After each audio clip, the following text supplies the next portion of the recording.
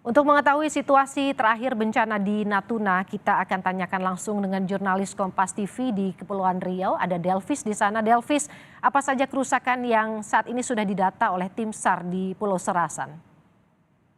Selain rumah-rumah milik warga di beberapa desa seperti di Kecamatan Serasan dan Serasan Timur yang tertimpa oleh material longsoran, juga fasilitas jalan yang menghubungkan sejumlah kampung juga sekarang menjadi prioritas untuk bisa dilalui oleh kendaraan maupun masyarakat yang memobilisasi juga sedang diupayakan, dan alat berat juga sudah tersedia di Pulau Serasan untuk membantu pemulihan sejumlah fasilitas yang ada di Pulau Serasan. Kemudian juga mengenai selain itu juga tentang listrik juga saya dapat informasi bahwa tim siaga PLN juga sudah siaga di Ranai. Mereka menunggu untuk kepastian diperbolehkan untuk masuk ke Pulau Serasan karena memang beberapa hari ini terjadi hujan, jadi dikhawatirkan ada longsor susulan, jadi mereka masih menunggu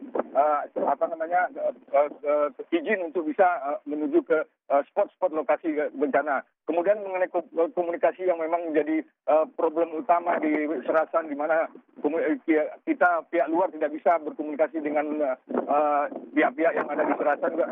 Dari data dari Kepri itu menyebutkan bahwa di Serasan sendiri memang ada 5 BTS. Namun hanya 2 yang bisa berfungsi, itu pun tidak maksimal. Sementara 3 BTS lainnya adalah milik dari swasta. Sekarang sedang diupayakan supaya ada sejumlah BTS yang bisa diandalkan untuk bisa menjalin komunikasi antara Pulau Serasan baik dengan Ranai maupun dengan di Tanjung Pandan sebagai ibu kota provinsi Kepulauan Riau. Kemudian juga beberapa data juga sudah menyebutkan bahwa korban meninggal itu sudah dipastikan adalah 12 orang, yang kemudian 43 orang lainnya masih belum terkonfirmasi keberadaannya. Nah, ini sedangkan jumlah pengungsi itu diperkirakan sebanyak 1.216 orang.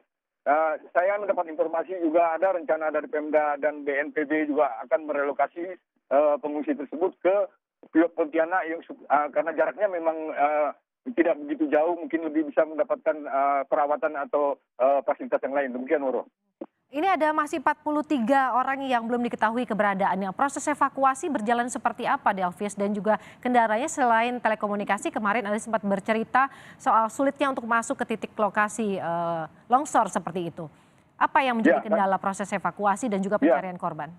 Ya, beberapa hari ini memang terjadi juga hujan yang cukup tinggi di sana gitu kan. Jadi para tim SAR gabungan yang melakukan evakuasi di sana juga khawatir akan terjadi susulan. Jadi karena akibat cuaca buruk tersebut tertunda, sempat dihentikan kemarin juga karena hujan yang cukup deras di Serasan, sambil menunggu mereka juga melakukan upaya-upaya lain untuk para pengungsi gitu, Boro. Anda tadi sempat menyatakan ada longsor susulan. Di titik mana ini terjadi dan kemudian juga proses pencarian difokuskan di mana-mana saja dan juga pembagian personel untuk melakukan pencarian? Ya, maksudnya tim siaga PLN yang sekarang standby di Ranai itu belum bisa masuk ke Pulau Serasan untuk melakukan perbaikan untuk penerangan listrik di warga tempat itu karena informasi dari tim SAR gabungan yang ada di Serasan itu hujan cukup intensitas tinggi, itu dikhawatirkan akan terjadi longsor susulan yang juga akan nanti berakibat timbulnya korban lainnya gitu, Boro. Baik, ada 3 KRI yang masing-masing disiagakan untuk membantu proses pencarian dan juga kebutuhan logistik. Nantinya akan ditempatkan di mana-mana saja, Delvis? 1 diantaranya akan ditempatkan yang terdekat dengan Pontianak misalnya.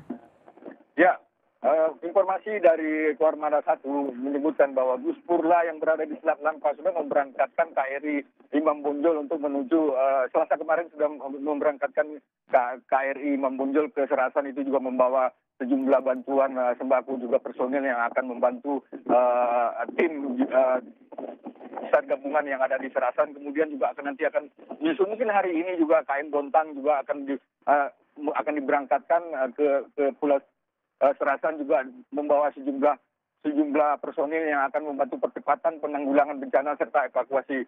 ada memang disebut-sebut bahwa rencananya akan ada evakuasi atau pemindahan para pengungsi yang ada di Serasan menuju ke Pontianak, karena memang daerah Pontianak itu relatif lebih dekat jarak tempuhnya dibandingkan ke Ranai maupun ke Tanjung Pinang di ibu kota provinsi. Demikian, Bro. Ada penjelasan. Baik. Ya, kemudian berikutnya kita bisa dengarkan pernyataan dari Komandan Guspurla Kuarmada 1. Segera menyiapkan beberapa unsur yang berada di bawah Komando Guspurla Kuarmada 1. Tadi malam KRI Bontang segera kita tarik menuju ke Selat Lampah ini untuk bergabung dengan KRI Mambonjol, menyiapkan diri, mengisi bekal ulang dan juga menyiapkan hal-hal yang diperlukan untuk pergerakan ke Pulau Sarasan. Jadi saat ini ada 3 unsur yang disiapkan oleh TNI Angkatan Laut, yaitu KRI Bontang, kemudian KRI Mambonjol dan juga KRI Sembilang yang saat ini berada di Pontianak.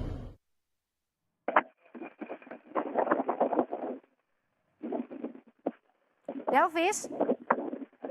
Ya, Delvis, tadi Anda juga sempat menyebutkan ada 1.216 warga yang saat ini harus mengungsi. Di titik mana saja mereka ditempatkan saat ini dan juga apa saja yang paling dibutuhkan oleh para pengungsi saat ini? Ya, mereka itu ditempatkan di pos PLBN, kemudian juga ada beberapa bagian juga di puskesmas yang ada di Serasan, kemudian juga ada di masjid-masjid yang ada di desa-desa, kemudian juga ada dilokasikan di SMA 1 Serasan. Yang pasti memang yang mereka butuhkan adalah mungkin kesehatan, juga obat-obatan, juga makanan gitu kan, karena memang akses untuk ke Serasan itu juga memang sangat sulit, hanya bisa melalui laut gitu, dengan cuaca yang selalu tiba-tiba buruk gitu kan, hujan dengan disertai badai gitu kan, transportasi yang juga sangat minim gitu kan. Memang masyarakat juga berharap adanya bantuan dari pemerintah daerah segera mungkin untuk tiba di Serasan. Demikian, Woro. Terima kasih Delvis, jurnalis Kompas TV melaporkan kondisi terkini longsor yang terjadi di Pulau Serasan, Natuna.